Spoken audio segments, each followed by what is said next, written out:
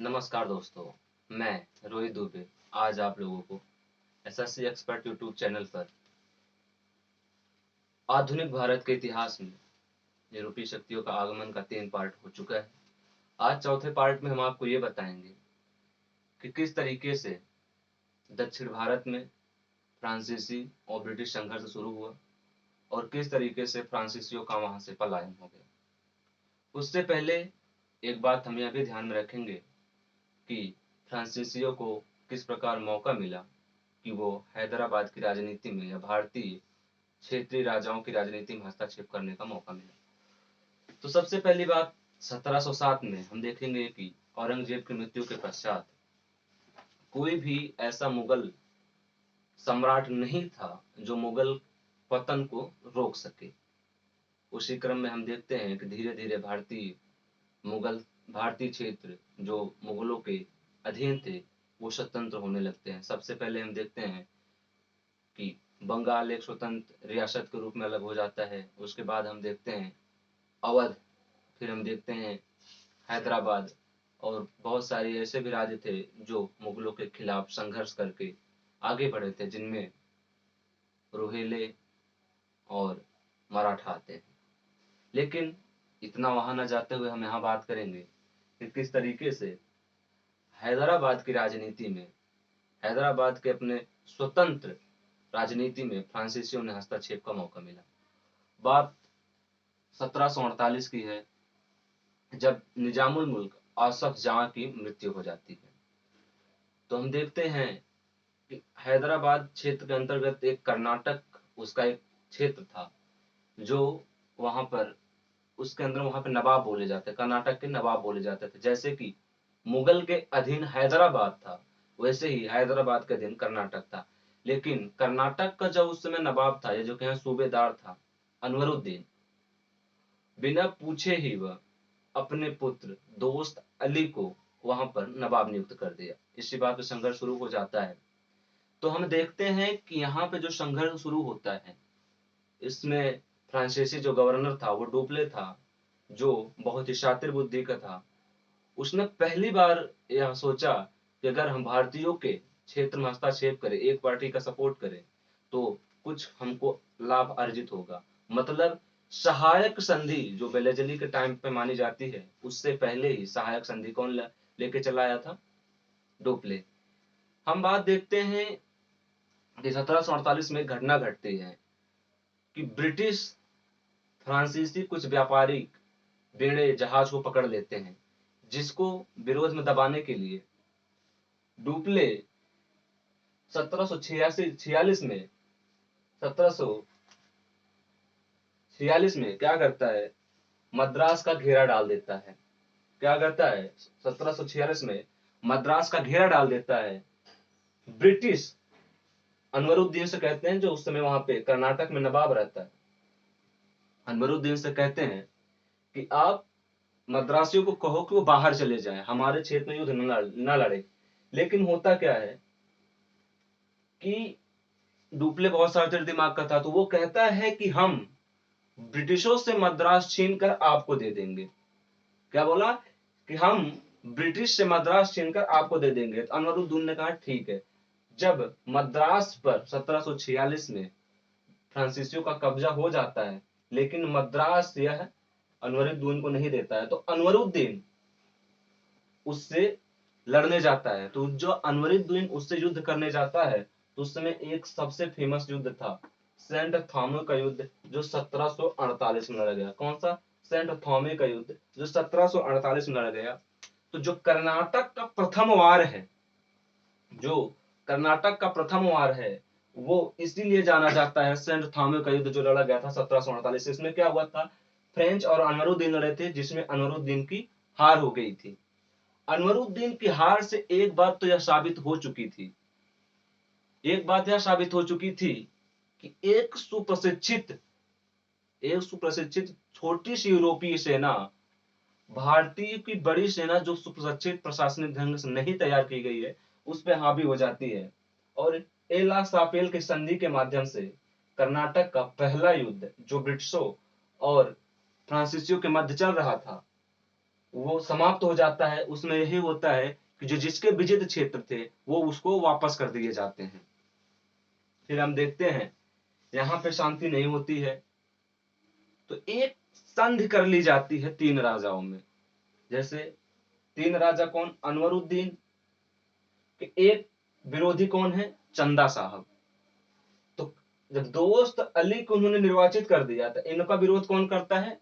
चंदा साहब। तो चंदा साहब इनका विरोध करते हैं। तो हम कर्नाटक का दूसरा वाद जो शुरू होता है, जो 1749 से 1754 तक चलता है, उसमें क्या होता है? पहली लड़ाई जब होती है उससे पहले एक गुप्त संधि हो जाती है। वो गुप्त संधि 3 लोगों के मध्य होता है, जिसमें मुजफ्फर जंग, चंदा साहब और फ्रांसीसी, इनके मध्य संधि हो जाती है। देखते हैं कर्नाटक का जो द्वितीय युद्ध है 1749-54 में शुरू होता है। इसमें क्या होता है? मुजफ्फर जंग, चंदा साहब और फ्रांसीसी, इनमें एक गुप्त संधि हो जाती है कि हम तीनों एक साथ लड़ेंगे। और तीनों एक साथ क्यों लड़ेंगे? मुजफ्फर जंग का आपने भी जिक्र नहीं किया, तो मुजफ्फर जंग का जिक्र यह कर दूं कि जब 1748 में निजामुल मुल्क आसफ जाह की मृत्यु होती है, तो नासिर जंग कौन? जो उनका बेटा था, नासिर जंग जो बेटा था किसका? नासिर जंग जो बेटा था मुजफ्फर अली का, उसका पोता बेटा नासिर जंग का बेटा, या ये कहें आसफ जहां का पोता मुजफ्फर जंग नासिर जंग के खिलाफ हो जाता है। तो मतलब अभी तो ना इनके हाथ में सत्ता है और ना ही इनके हाथ में सत्ता है। इन दोनों के हाथ में सत्ता नहीं है। ये दोनों सत्ता प्राप्त करने के लिए किसके पास जाते हैं? फ्रांसीसियों के पास जाते हैं। तो ये फ्रांसीसियों के पास जब सत्ता प्राप्त करने के लिए जाते हैं, इनमें जो संधि हो जाती है, तो जो पहला युद्ध लड़ा जाता है इन संधि के माध्यम से, अंबूर का युद्ध लड़ा जाता है। अंबूर का युद्ध कब लड़ा जाता है? तो अंबूर का युद्ध लड़ा जाता है 1749 में। 1749 में अंबूर के युद्ध में जो लड़ा जाता है, जिसमें क्या होता है? अनवरुद्दीन हार जाता है। अनवरुद्दीन हार जाता है और इसकी मृत्यु हो जाती है, इसका वध कर दिया जाता है। इसका जो बेटा दोस्त अली था, इसका जो अनवरुद्दीन का बेटा दोस्त अली था, वो भाग के कहां चला जाता है? त्रिचनापल्ली भाग के चला जाता है। जब वह त्रिचनापल्ली भाग के चला जाता है, तो हम देखते हैं कि कर्नाटक के पहले वार में चंदा साहब, कौन? चंदा साहब को कर्नाटक का नवाब घोषित कर दिया जाता है। कहां का नवाब? कर्नाटक का नवाब घोषित कर दिया जाता है। मतलब एक व्यक्ति को, इसमें 2 व्यक्ति जो भी सत्ता पर स्थापित नहीं थे, उनमें एक व्यक्ति चंदा साहब को गद्दी मिल जाती है। फिर उसके बाद हम देखते हैं दूसरा युद्ध लड़ा जाता है। इसमें क्या होता है? इसमें यह होता है कि मुजफ्फर जंग, अच्छा एक बात और होती है, तो ब्रिटिश पहले ही युद्ध कर चुके हैं इनसे। तो ब्रिटिश ये देखते हैं कि जो मद्रास है वो धीरे धीरे आगे बढ़ता जा रहा है, वो दक्षिण भारत में अपने प्रसार कर रहा है, उसके कुछ राज्य क्षेत्र उपहार स्वरूप दे दिए गए, जिसमें आप देखेंगे कि जो कोरोमंडल तट है वो दे दिया जाता है। ये तो इनको क्षेत्र मिल जाते हैं। तो क्षेत्र मिलने से क्या होता है? 2 चीजें होती, क्षेत्र मिलने से 2 चीजें क्या होती? एक तो इनको आय का स्रोत मिल जाता है, और दूसरा इनको ये भी मिल जाता है एक वैलिड, मतलब एक राजा इनको मिल जाता है जो जिसके अंतर्गत ये काम कर रहे होते थे। तो ये हो जाता है, ठीक है। फिर हम देखेंगे दूसरा युद्ध लड़ा जाता है। मतलब जो दोस्त अली भागकर त्रिचनापल्ली चला गया था, तो उस पे मतलब अब अगर कहा जाता है सांप को मारो तो पूरी तरीके से मार दो, क्योंकि अगर घायल है तो बदला लेगा, अगर जिंदा है तो बदला लेगा।